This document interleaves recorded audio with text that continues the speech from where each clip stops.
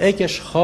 خانت رش دستحالات دا البربرت اوین دستحالاتا یا کو تپسر کر نعدالت کر یا ظلم و زوریت کتن او یا کو اوی گرنگینت تخو گنجان و اگر وی چنده کو سال به سال زیادتر و پتر رجا گنجان برف هندران برف در و ولاتی زیادت بن و اوشی براستی اگر گنج نچار نبیتن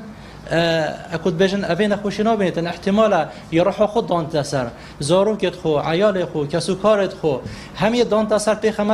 بخمت شروينا اشواقع كي طال نخوش وكود بيجن افدا صلات بيا اگر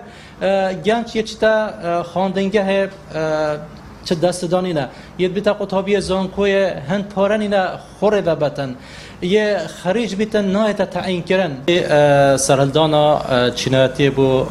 حرم کردستان و دیاریت و بو دستپیکا سرهلدانا سال 1991 الحرم کردستان پشتو کو تایبت اف هر دو هزین دست حالات دار الحرم هاتین کمین چینایتی الحرم کردستان هاتیه کردن او بو پشتی شهر نافخوی حرم کردستان دابش کری بو دو زون زرو یت کسک الحرم پراستی او کد بجن چینایتی که زق و رون آشکرا واضح بو الحرم کردستان هاتیه کردن